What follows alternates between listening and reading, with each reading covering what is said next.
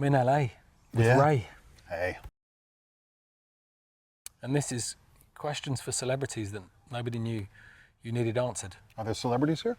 Just you, my friend. Fuck. Okay.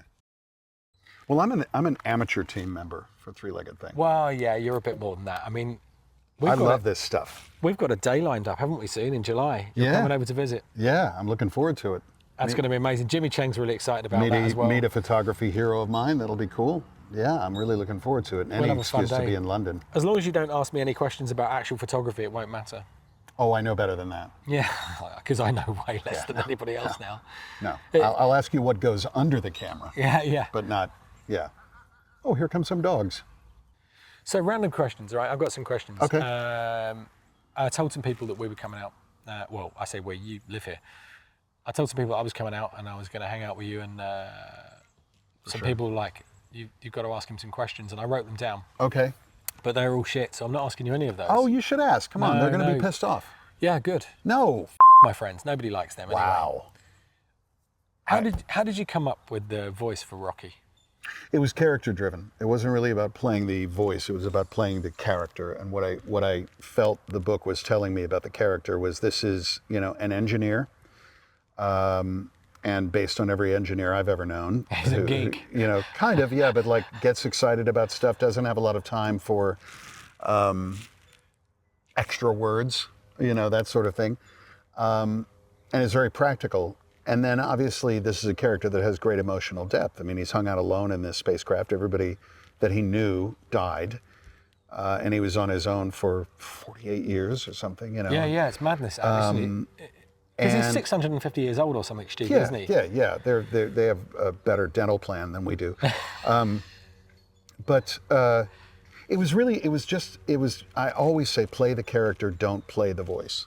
So if I'm confronted with a character that has an accent, say, or whatever, I'm more interested in what the character's doing than trying to play at a voice and being disconnected entirely. But you gave him a voice. It's not like you just read it in your voice. And Alex at Audible worked his magic with the synthesis over it and all of that stuff. Yeah, the music thing I think was very clever because in the book, there's it must have been weird for you because you read off a PDF, right? Yeah. Okay. So in the book, there are literal sentences that are made out of musical notes. Correct. And Audible asked me as a placeholder to just hum some notes as kind of a placeholder. Well, I was going to ask you, do you know whether or not those notes actually, like, has anybody ever tried, I could have done this myself. You play guitar as well, don't you? I do. Could have actually played those notes to see whether or not they were actually notes, but... I can't read music at all. I never have been able to. I've been playing for years. I can't read a note of music, but basically, I would just hum, I would see a string of musical notes and just hum, and then Alex at Audible would take out my humming and put in the synthesized sounds. It was a clever sound, that, as well. Yeah. And I love the transition. It's slightly different in the movie, but I love the transition into the kind of full vocal, now we understand each other thing, which you obviously have a lot more time in a book than you do in a movie. Well, that's a 16-hour book as opposed to a 2-hour movie. Yeah, in the book, he doesn't have a synthesizer translator. He just learns to speak Iridian. And that's the other thing is watching. Well, he doesn't speak Iridian. He learns to hear Iridian. He learns to hear Rocky Iridian. Exactly. And the linguistic thing, that's like at least a year of them like learning all that stuff. I mean, he puts together this program that will analyze the frequencies. Yes, we have a fan. Analyzes the frequencies. Yeah. But yeah. And into an Excel spreadsheet, and it tells you what those notes are. Exactly. And it's hard to cover that in a movie, and I think also hard to do it in a book when you're talking about these vast expanses of time, which is just hard to get your head around. Yeah. I think they did it well in the movie. I think so too. I quite like the fact that he created a digital synthesizer. I did too. Yeah, I loved the movie. I really did. My kids were like fully, like they really wanted to go and see it, and we went and saw it on opening weekend. Like I read the book maybe 4 times. Did I tell you? Did you listen to the book or read it? So, I haven't told you this story. Oh boy. I've got to tell you the story. Oh boy. This is how you and I became connected. Yes. Right? I didn't know what I had to do for an audio book. Like I've got all the recording equipment myself. Sure. So I thought about you were going to try to narrate it yourself? Well, I sound like this. That's the problem. Well, no, it's. I think with authors, it's always a bit like I'm going to represent myself in court. Your connection to the story is yours, and that's great. But the minute you release that, it's no longer yours. if I buy your book and I read it, my feelings about the book, my interpretations of the book, what I get from it, sure. radically different than you as the creator. Well, and also I'm completely talentless, and I didn't realize that until I tried to narrate it myself. Well, there is that. I mean, there is, yeah. I mean, blissfully free of the ravages of talent definitely can have an effect. But also, I really do think very rarely does an author narrate their own audiobook and it goes particularly well. Look, luckily, I was a performer long before I was I a know, yeah, writer. yeah, So, legit. I think so. I have some pedigree. You but, of all people would be able to do it. yeah, I still didn't want to, but It's not advisable. I didn't know. I didn't know, like, what do you do for female voices? I didn't know, like, Right. because there are different approaches to this, and we'll That's we'll why get into that in a It's little why bit. I Actually, keep helium tanks in my booth. Yeah. that's one way of doing it. Sure. So, anyway, I thought to myself, right, the only way I'm going to find out how an audiobook is done is to listen to an audiobook. And really, I needed something that was a frame of reference. So I wanted to listen to a book that I'd read. And I'd read Project Hail Mary a couple of times. So I downloaded the audiobook. It was my first audiobook, was Project Hail Mary. Oh, wow. And I listened to it, and honest to God, it was transformative for me. It's really difficult to explain what it did mentally. Wow. I hate that there's this debate keeps recurring, like, is listening, reading, right? So let's not even cover dumb. that. Yeah, it's dumb. Because at the time, my brain was a bit like, well, is it? But actually, of course it is. I mean, when you're reading a book, you're telling a story to yourself in your head, because unless you're reading out loud. Well, there was a study that literally just came out like last month. Neurologically, it goes to the exact same place. Sure, So- and there are nuances, and of course, Sure. what I really appreciate now is, like, my best friend Tim is dyslexic, and audiobooks for him are a lifesaver because he loves reading. And it's difficult. The amount of notes I get from people that have that, or for vision reasons can no longer read, or just simply they loved reading when they were a kid and they stopped because adult life really does get in the way, and audiobooks have helped them reunite with books. Right. And Tim only knows 7 words, so it was really useful to him to learn Which more. is fantastic because that means really short audiobooks and they're cheap. Right. Mr. Men for him. Roger Mr. Hargreaves Men, is his yeah, hero. Yeah. But like I had someone come up to me, a Thai woman, who was, I am reading the book and listening to it at the same time because it's helping me learn English. And I never thought about it like that. Yeah, that's clever. That's like full immersion, isn't it? It is. I actually had somebody write to me last night. You know, I hadn't opened a book since I was like 9, and I loved reading when I was a kid, and starting to listen to audiobooks, I'm loving it again. I'm reuniting with that. And that's wonderful. I love that. I find it's a slightly different experience for me. But the going back to, I listened to Project Hail Mary, like I said, and to me that performance. Look, I'm not going to blow wind up your ass. You're pretty good, right? Thank you. I try to be so. It's. I mean, you're at the upper end of bang average. I appreciate it. There are occasional flashes of mediocrity. Well, I do try to flex the curve, you know, a little bit. And what I love about it is, I mean, you are widely considered to be the gold standard in audiobook narration, I think. Most of the time I feel like zinc. But yeah, you won the Audie Award for Project Hail Mary. I sure did. And you've just been inducted into the Audible Hall of Fame. I have. How does that feel? Pretty wonderful. Didn't you go out on a cruise or something from New York last month? Or? Went to Audiobooks at Sea, where narrators gather, and those of us with a bit of pepper in our beards, or otherwise, people who have experience are helping other narrators, newer narrators, that sort of thing. And it's just sort of a big, intensive audiobook workshop. It's run by Joel Frumkin and Rich Nadjic. And it's a cruise. And so you're, for me, avoiding the sun because I burn in front of an open fridge. Did you used to be ginger? I've had ginger aspects. Right, I see. Yes. I get that. But yeah, you're working with narrators and helping them like dig into text, and then you're hanging out and being on a cruise, and it was really, really lovely. But yeah, the Hall of Fame was terrific. I won a couple of Audies this year for a couple of other books. Oh, really? I did. Dennis Taylor, Jack Carr? No. One was a military thriller, and then the other, I'm a part of the cast. It was a multi-cast reading. Oh, cool. Yeah. And then Project Hail Mary years ago won Audiobook of the Year and won an Audie for sci-fi. So that was fun. Yeah. Well, and it really has.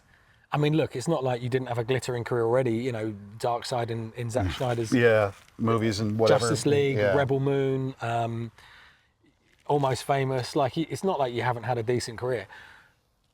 Audiobooks is kind of your thing now, right? It's really exploded. It's funny. I got into it mostly because, I mean, I had been working in a theater for decades and came to LA for reasons and left the theater and suddenly found myself feeling a little like Morgan Freeman at the end of Shawshank Redemption, where it's like, what do I do, you know? Fuck off to Mexico. I could fuck off to Zihuatanejo. Instead of doing that, I stayed in LA and would work, you know, little bits here and there. And I started doing audiobooks, and I found it really engaging, very time consuming, and probably the hardest work I've ever done as an actor. And that's the thing most people don't think about when they're getting into narration. They think, well, I like to read and I have a nice voice. Well, you could do it all, though. You do the whole production, don't you? I mean, don't. You're recording it, don't you? Do I the record punch and it. roll? I mean, I'm recording and punch and roll myself, yes. Well, that's what I mean by production. Okay, you may not be doing the final edit and the but then production I send it sequence. off. I send it off to adults to make it sound good, you know, and I get corrections and that sort of thing. But it's been great. During COVID, it was an absolute blessing because friends of mine who were on the road with touring shows, you know, rock bands or plays or whatever, I mean, it just all shut down. Hollywood shut down, and I was still in there working, so it was great. Yeah, incredible. Yeah. So that's how I end up finding, like, that's how I came across you, is like... Right, and then me... I listened to that book to teach me how I needed an audiobook. And in the meantime, me fangirling over Three-Legged Thing online constantly and getting these snarky comments from whoever that girl intern is that you have. You Don't know. grass me up, because... And then finally the penny drops, you know, and I get the thing, check your DMs, the boss is fangirling. And it was like, at that point it had been, gosh. That was so weird for me. It's like 2 years we've been talking to each other without realizing. I mean, I'd been fangirling over Three-Legged Thing for like 2 years. And actually reached out online, was like, I like to travel a lot, but I want a good tripod. Which one should I get? And 3LT said Bucky, and that's the one I have. So, you know what's and really... then I went and found Ollie on my own. And, you know, yeah. It's interesting because what actually happened there. So, Ray and I have become friends this year.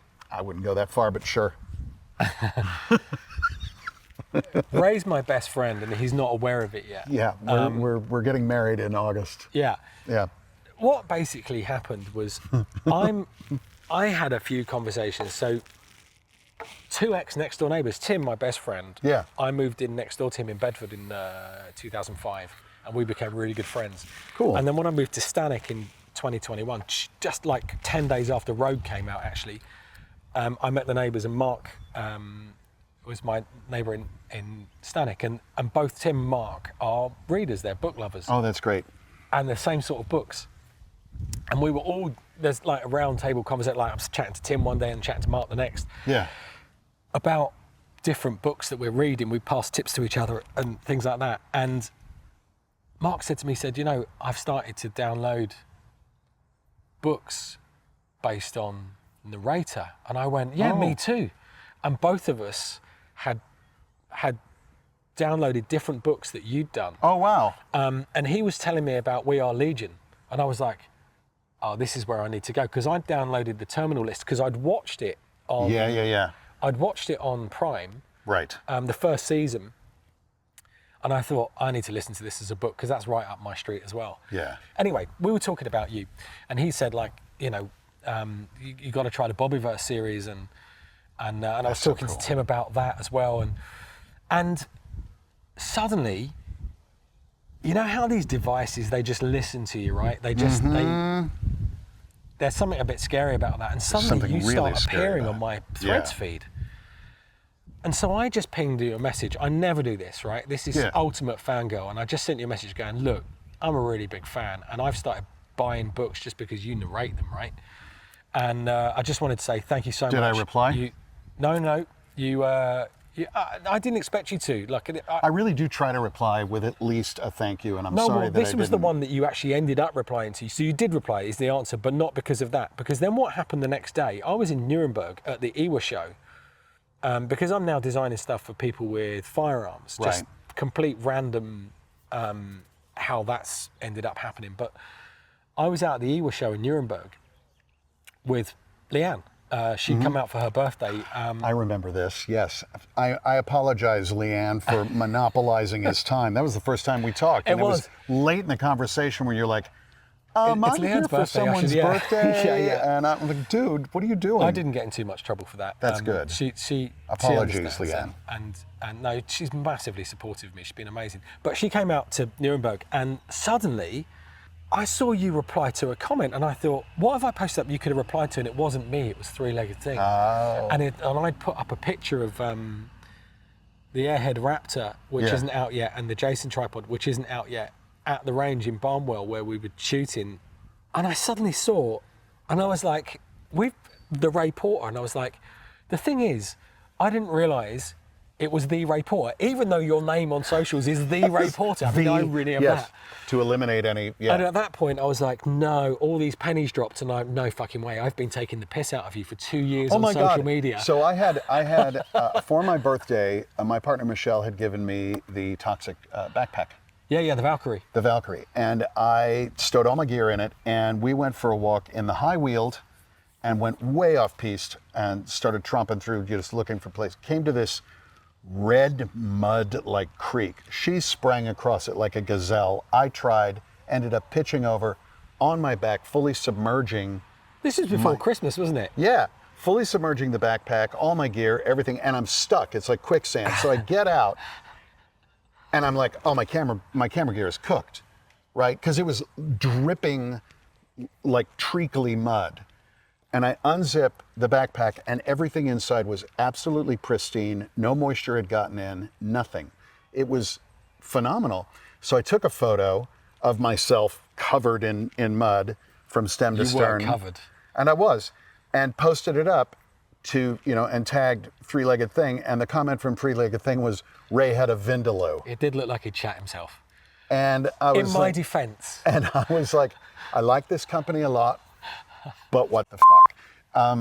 And so, yeah. There'd been banter going off, because I started to go, and then I went back and went, I can't believe that it's just so bizarre, that connection. Yeah. Yeah, if you go back and look, I've been fangirling over 3LT posts for fucking ever. Yeah, but interesting, if you go back and look through my personal feed, I'd been doing the same to you, like on your posts. Okay, and I was not responding. Well, no, but you get I really do try with everybody to at least say thank you, and there are sometimes when I miss it or whatever, or, oh, that's beautiful, I'll get back to that in a minute, and then I never do. And so anybody who's written a nice message to me and I haven't replied, I apologize. But also, I know how I come across. I tried to do a bit of bants with John Scalzi, and I think he read my second comment and went, oh, I'm staying away from this guy. I'm not engaging. Sometimes the psychos are out. I do the same thing. I'll pop off with something and people are like, no. So, yeah. That happens. So the original question was... Yes. How did you get to the voice of Rocky? The reason I wanted to ask this is that, did you ever think about, right, these are just suggestions, okay, right? Did you ever think about maybe trying something a bit more dynamic with the Rocky voice? Okay, so the Rocky voice is it's not really a change in pitch, but definitely a change in intention. So good, proud, I am scary space monster, you are leaky space blob. Which is great. Now I want you to think about that. That's a particularly good. I've seen you do that on TikTok as well. It's one of the things that, it's one of the famous quotes, isn't it? It's one of the lines that people really like. Yeah, yes. yeah. So, I really wanted Rocky when I listened to the audiobook to sound like Jason Statham. Fucking sound. You do it. The Cockney voice. I'm a scary space monster, aren't I? Thank. You're a leaky space. I don't think that the book would have translated as well. I think it would have been so much better. You could have just done this Cockney geezer. Why such a bastard If he walked question? Out of the brippy, why you twat question? Why you twat question? I think literally any audiobook could be made better by Danny Dyer. Oh, true. Yeah. Have you seen? He's doing. He's got his own reality TV series at the Caravan Park. I haven't seen the Caravan Park. I've seen his other documentaries where he's like, today we're talking with the real hard men of Glasgow. And it's just like, oh my God. So actually, two other people have done similar things before that. Vinnie Jones. Yes. Who was yes, I know Vinnie Jones. Well, he's a footballer for Wimbledon. Yeah, and a monster. I got a story about Vinny, do you know I was a journalist? I was a photojournalist in the early 90s. As well? I was so that's how I started my career, was a photographer for the papers. Good God, man. Do you know that I wanted to be a photographer? I wasn't going to be an actor. So did I. It When I was one. Hey, lady. No, I was because the acting was kind of the family business. My mother was an actor. I didn't know that. Yeah, and my grandfather was with the circus for years. Wow. That I do believe. Yeah, no, he didn't bite the heads off things. He was the publicity advance man. But anyway. It wasn't Ozzy Osbourne. No.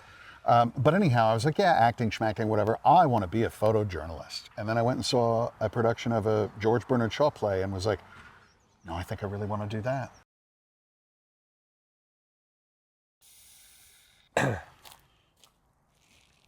So I get to be the presenter now? You want to ask me questions? I'm going to ask you questions? Yeah. All right, you got to do the intro then. Hi. Sat here with Danny Lenihan, who, as part of the Make-A-Wish Foundation, was flown out to Los Angeles to meet his favorite audiobook narrator. Favorite audiobook narrator. I never said you were my favorite. No, I didn't say that. Is Jeff Hayes here? He is. He couldn't be here, so he sent me. I'm just kidding. Yeah. Yeah. And if you read only one book this year, make sure you also read Danny's latest one too. Oh, mate, I forgot you read that. I did. And I wasn't even going to leverage this into the conversation, actually. No, I read and I it. probably should, because my publisher's going, get Ray to come along to your book signings. I'm like, I'm not asking Ray fucking Porter to come to my book signings. I don't have anything to do with the book. No. I didn't even narrate it. I always feel weird whenever I've narrated an author's book, and I have gone to signings before, and people will be like, and it's like, what, you want me to sign an MP3? What am I signing?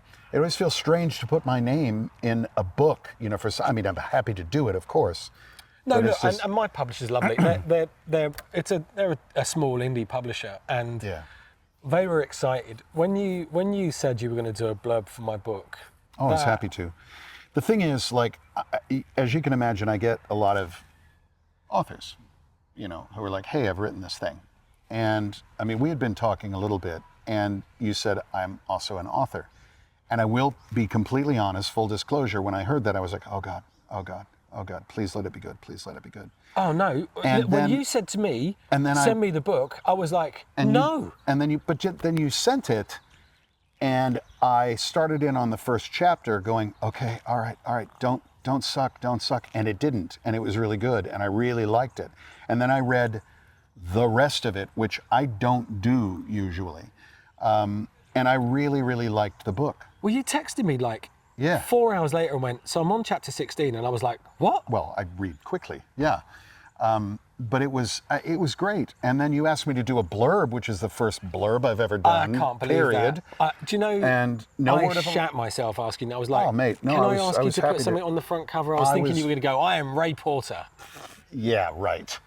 No. That's what I'd have done in your shoes. But no, well, but that's you and I. That's because I'm an arsehole. Yeah, you and I are built different. You're an asshole savant. But anyway, I was happy to do the blurb, and I was happy because I really, really like the book. Oh, mate, that's nice of you. And I think I posted, I wish I was English enough to narrate this thing. I would love you to try and narrate my book. Oh, just mate. Because it'd be funny. Yeah, but we should just get just segments of the book that are really typically very British so and try British. To get you to do it. Yeah, and I would just like Americanize it as hard as I could. Yeah, do that. So I popped down the pub for a cuppa. Who goes down the pub for a cuppa? Well, now I don't know whether you know it or not, but I got dragged backwards through a hedge, kicking and screaming, into writing a bit, and am working on my first book. What are you on, like 12 chapters in? About that, yeah. I jumped ahead to write the last 2 chapters on the advice of a very dear author friend of mine. I remember you said, and it was the best advice I've ever gotten. Speaking of advice, what is the worst advice you have ever gotten as an author? Andy Weir. What? Andy Weir. Really? So, I really appreciate that he actually even bothered to respond, right? This was one of those ones where he doesn't do blurbs. He doesn't, Well, I wrote to him. His email address yes. is on his Facebook page or something like that. And I thought, do you know what? when I was writing Enemy, so I was writing, I'd written Rogue, and Rogue, it hadn't done well, but like the reviews were really good. It had done. Make people want to read more. So kind of like Bobbyverse, I suppose, like that. Sure.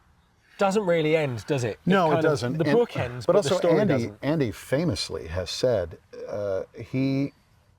people will be like reading at night or whatever and go, I'll get to the end of this chapter and put it down. He purposely structures his books so that at the end of the chapter, you don't want to put it down. Yeah, and that's very clever. Pull an all-nighter reading the book. Yeah, or it's whatever. very clever, actually, the way he does that, the way he just leaves, every chapter's a cliffhanger. So he gave you questionable advice?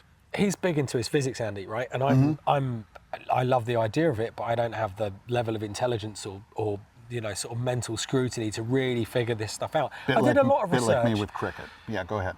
I got a couple of contacts at the ESA and NASA that I was talking to about some of the bits, because the second book is set on a space station and there were explosions and gravitational distortions that I wanted to explore as part of the storyline.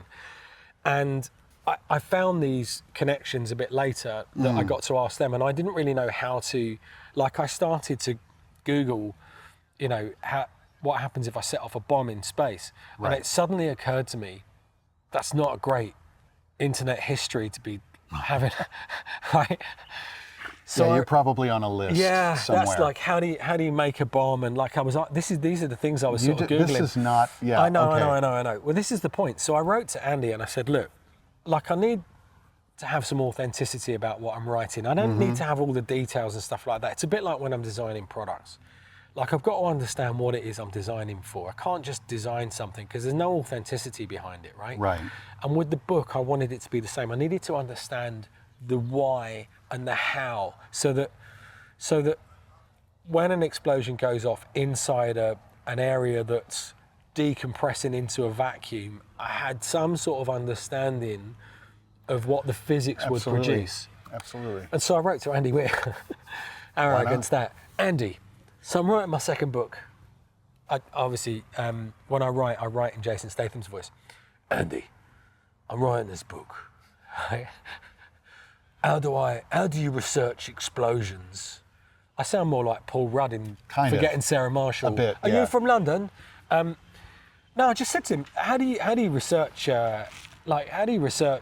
explosions and making bombs? And because there was some of that in The Martian. Yes. There was a bit of that in Artemis, particularly in Artemis, actually, like the explosion side of things. And there's lots of kind of accidental things that blow up and shit like that in all of his books. Sure. And I just said, how do you research it without setting off alarm bells at the FBI or something? And he was like, just fucking Google it, man. If you end up on a list, you end up on a list. So what? And I was like, what do you mean, so what? And that is the single worst bit of advice I've ever been given as an author. Just end up on a watch list for the FBI. Don't worry about it. It's okay. Oh, God. Which is fine if you've got millions and everybody's read your book and you've got a passable reason for actually typing this into a computer in the first place. Wow. But when you're an indie author who sells 12 books a year, probably not the best. So if you're on the bestseller list, it's okay to end up on other types of lists, but otherwise be a bit more circumspect. Yeah, I think the better advice would have been find somebody who understands this and ask them. Well, yeah, but that's whenever you see the acknowledgments in a lot of these books, certainly like the books I've done, military thrillers, and the books I grew up with, I remember even Stephen King was acknowledging different experts in the field. I know Jonathan Mayberry famously has a whole list of contacts that he calls. Sure. And oftentimes, and he says this even in the classes he teaches, he's like, most of the time, if you reach out to, say, JPL, just up the road, if you reach out to someone at JPL and say, I'm an author and I'm trying to sort this out for my book, they're happy to share. They like to geek out, don't they? Do you know? They've become rock stars, haven't they, these guys? I see all the guys, when the Artemis 2 mission went up, what was that, last month? Both of you and I were geeking out about that. Oh my goodness, yeah. Artemis, come on. Yeah, I mean, that was incredible. Yeah. We have Vandenberg Air Base a little to the north and west here of LA, and every so often when they do a launch around sunset, you'll see this bizarre light going across the sky. SpaceX will go all the time. And every single time, people are like, it's the book of Revelation. It's like, no, they just launched again. It's okay. It's fine. I love it. And when I was at Cal Arts in the 80s, at acting school, sometimes the shuttle would land at Edwards Air Force Base. And it had that signature twin sonic boom when it would re-enter. I've been a space geek since I was very small. When I was about 20, I lived in Kingston. I was working at TGI Fridays, and we were under the flight path for Concorde. Oh, wow. And every Tuesday and Sunday night at 7 p.m, Concorde would come over our house, and it was so loud, there was no point watching telly. Like, you might as well turn it off. It was that loud. And it wasn't even it was just the engines of it taking off. And it had come, and you know, we didn't have the kind of mobile phones that filmed back then, and you just watched it. Like, you didn't live your life on a screen doing this. Yeah, you just watched it. And I wish that was one of those things that I could show my kids now, because seeing the Concorde, what a wonderful aircraft. There is footage. I found it in the bowels of YouTube. There is footage of someone living, I think, in that area, because they're underneath the flight path. Yeah, so they're out in the front garden and the kids are on the street or whatever, and then you hear this noise and you look up and you see Concorde going over. We're looking forward to you becoming an honorary Brit. I'm looking forward to it myself. I love that country. I lived there for 2 years on Justice League. Fell in love with the place. Where did they film Justice League then? Was it at Warner Brothers Leavesden? So I was in Hertfordshire, and Berkhamsted is where I was living. So it wasn't in the Cardington Hangars, because that's a Warner Brothers studio, because that's where they filmed Dark Knight. Right, it was mostly at Leavesden. Right. Yeah, just outside Watford. Just outside Watford, where Harry Potter was done. Yeah, exactly. They had the Harry Potter tour on the other side of the studio. Amazing. But I just fell madly in love with it, and was like, my God, why would I choose to live anywhere else? I've never lived any place that like ticked all the boxes for me. And so came back and kept going back, and have friends there and a partner there, and I've got my local there, and I love it. So I'm like, my kid's in college now, why not? I'll just go live over there. Do my proper citizenship, all the paperwork and everything. Proper citizenship? You know, make sure that His Majesty gets his taxes. But no, I mean, I want to do it legally, obviously. But I love that country. You'd be the only one. Probably. What the hell is that? There's a predatory bird. Yeah. That's a little falcon. Minding his own falcon business. I've really enjoyed it. Ray?